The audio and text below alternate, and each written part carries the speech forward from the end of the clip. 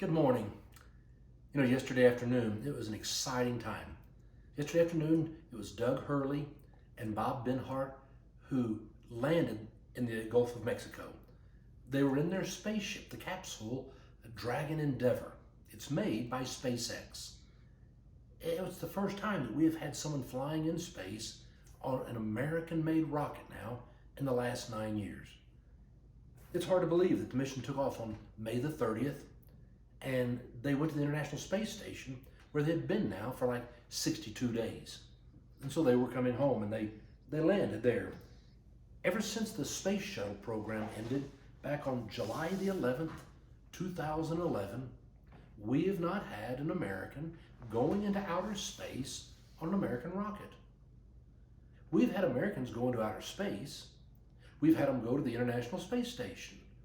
But to get there, we always had to buy a ticket on Soyuz, the Russian astronaut or space program.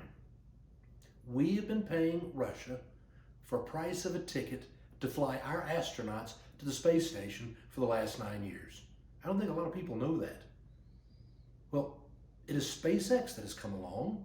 It's been founded by Elon Musk. He is the one who had the vision and put up the money, that now he's created a rocket and a space capsule that is now flying us into outer space again. That's why it was such an exciting day to be able to go low orbit of the space station. But the goal for Elon Musk is they're already working on when we're going to get back to the moon. And they think it's only going to be a few years. But beyond that, they're looking for Mars. That is the end game, to fly men and women to Mars. It was NASA who launched a Mars rover in early June. We are going to go to Mars. I hope it's in my lifetime. I'm anxious to see it. It was so much fun back in the 1960s. There's so many things that were special about this flight.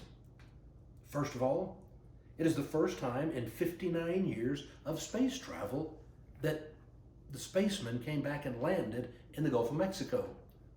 All of our space travelers have always landed in the Atlantic, on the east coast of Florida. It's the first time they landed on the west side, and that was because of the tropical disturbance going on in the Bahamas and moving up towards Florida.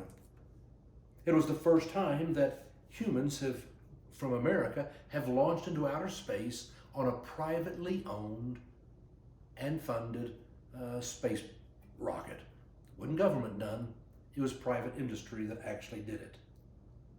The last time we landed someone in the sea coming back from outer space was in 1975, 45 years ago. Because we developed a shuttle program back in 1981, and so for all these years, the space shuttle was coming back and landing here on a runway. So the last time we landed someone in the ocean was back in 1975. I also thought it was fascinating that the president and the chief operating officer of SpaceX is Gwynne Shotwell. Elon Musk is certainly the owner and the founder, the visionary for SpaceX, but when he got ready to choose someone to head this program that means so much to him, he chose a woman to take us into outer space and to take us all the way to Mars. I thought it was fascinating that Bob and Doug, both of their wives, are astronauts.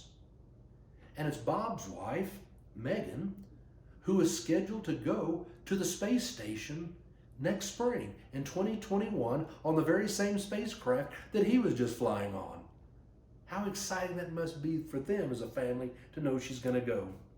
In a year of social unrest, in a year of struggles with the pandemic and economy, it's nice to have something that can get us excited, like going back into space. It's just what happened back in the 1960s with Vietnam, the social unrest, the struggles with Watergate, the struggles with the economy.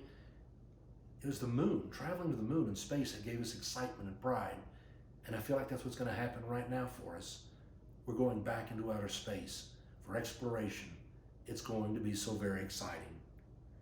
Whenever they got the two astronauts out yesterday, Marcia and I were watching, and it was exciting when they brought out Bob Behnken, he said, "To all the people of SpaceX, thank you for doing the most important and difficult parts of human spaceflight."